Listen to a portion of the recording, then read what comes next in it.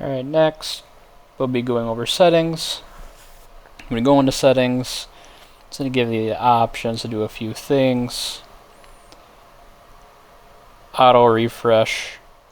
Basically, if your phone's just sitting idle on, let's say, like currently on duty or the now responding screen, you can set it to refresh during these intervals. Go ahead and I'll select a minute. Theme, all that's going to do is change between if you want a light screen or the dark screen like I have here. If you have a specific theme already set on your phone, like light or dark mode, it's just going to match that setting if you have it on your device settings. So click out of that. Notification setting. Notifications sound on silent and vibrate mode. What that's going to do, if you do have your phone on vibrate or silent mode, it's still going to send you notifications with an audible alert. If you want that, you would go ahead and check the box. If you want your phone to remain on silent, you just go ahead, just leave that blank. Mapping settings, all this is going to do with the zoom, it's going to change the default zoom in when the map initially populates. I found that it's best just left between 75 and 80. If you get too far away, it's just going to give you a really broad area. It'll show you several towns, so it's really not worth messing with too much. And of course, if you get too close, well, it's just going to give you just a really zoomed in picture of the area. Map view, you can change your map view between these settings, just kind of like on Google Maps. So I just leave it on normal. If you want a satellite picture, if you want to kind of get that street view, that's what you would select.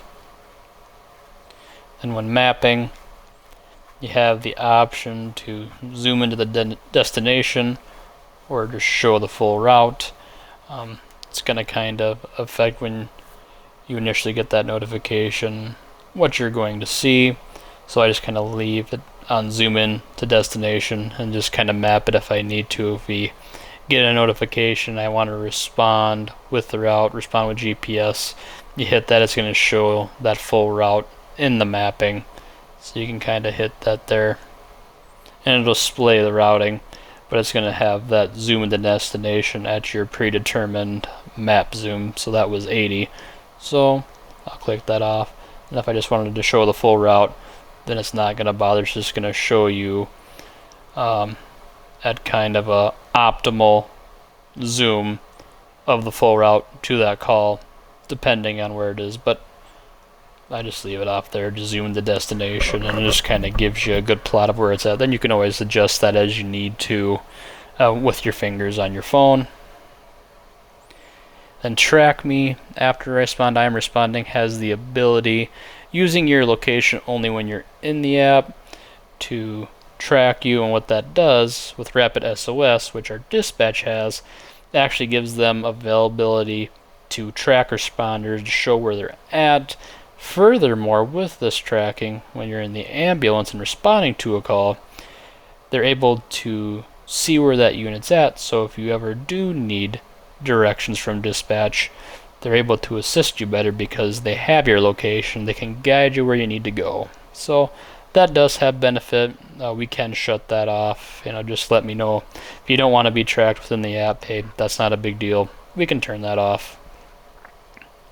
Notifications, CAS setting, that's going to be the message you get when an incident comes in. Of course, you want notifications for that. You can set a different ringtone. I noticed that different devices have different ringtones, so all you'd have to do, you just have to go in. Obviously on my Chromebook here, there's not going to be too much of an option, but they actually do have like radio sounds, pager sounds on some devices. Like on my S21, it's just straight ringtones. I don't have any of the fancy I'm responding alerts, so kind of a bummer.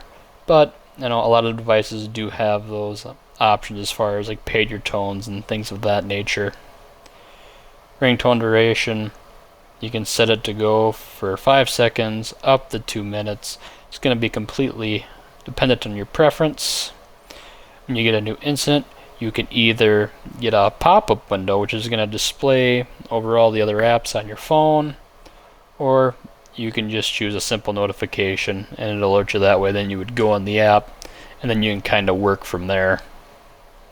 So you would just hit that notification and then it should just take you into the app to your default location that you've chosen. Display format, I just leave it as parse for text. That just kind of means how your message is going to be displayed when you get it. So like the text that we receive now from Mitchell Dispatch, that's what it's going to look like. So I just go ahead, you can leave that alone. If you want to play with it, you're more than welcome to. I just kind of leave it as it is because it's a good format. If you decide to delete incidents, it's going to store the last 5 incidents that our service has received. However, you do have the option to delete incidents off of your CAD screen, off of your incident screen actually on the app. And here's kind of like the span where you can do that. You can choose never. If you just want the incidents just to kind of roll off by themselves, it's going to drop off after 5. You would just hit never. I just have it set to 1 day so I don't have old incidents saved on my phone. Voice language. Different phones are going to have different settings for this. Obviously I'm on a Chromebook, but on my cell phone there's like 5 different options for female and male voices if you wish those to play when you receive a call. And you can choose that voice to autoplay if you wish, or there should be an option when you receive a message or notification to go ahead and have that voice played. Not really a crucial function, but it is an option.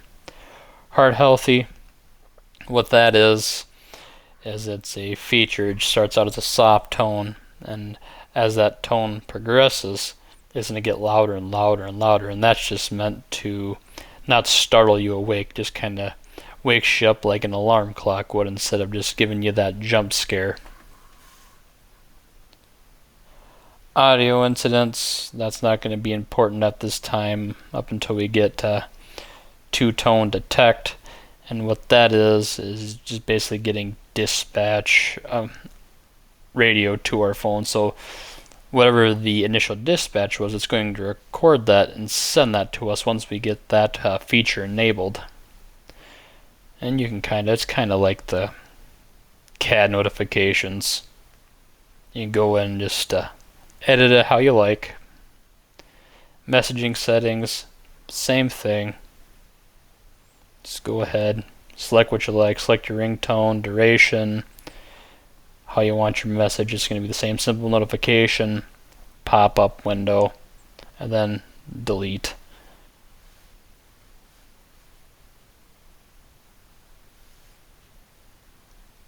Regional notices, like I said, you can just probably go ahead and shut that off because I can't think of a situation where Mitchell Dispatch would communicate with us in that matter. Do not disturb, very important. So when you don't want notifications to your phone, if you don't want to get woken up by your phone, you're not interested in responding to an ambulance call, you would hit do not disturb. I select manual until canceled. You can set a specific time period, but it's just better just to do it manual until canceled so you know that you're not going to get that notification. You want to select what you don't want, so your internal messages, CAD incidents, it's going to have you select your dispatch center. If you're getting an error saying you need a dispatch center selected, that's why you need to hit that Mitchell Public Safety. Two-tone detect, we do not have that set up yet, so you don't have to worry about it at this time. And it is set up that you should be able to get dispatches to your email address and to your text address. If you don't want those, you can include that on your do not disturb mode. You would just hit primary email address and text message address, and you won't get notifications, as well as app push notifications. You can select that too. And if you have multiple devices, you can select which devices you don't want them to. So we'll pop out of here. Other settings, the secret list, that was kind of that option there. that kind of gave like the overview of what's happening in the fire service. Really, you could just probably click that off. It's not really important for what we're going to use it for. And default page and opening app, I have it set to app menu page. That way you just kind of get a general overview of that scroll bar, and it'll get you where you need to go. However, you can set it to any one of these locations. It's completely up to you what you want to do, but I just recommend that you do the app menu page, so it just takes you right to that scroll bar, and you can get to your dashboard, you can get to your settings, or wherever you need to go, instead of having to navigate other ways there. Just takes you right to it, gets you where you need to go, just makes it a little bit quicker.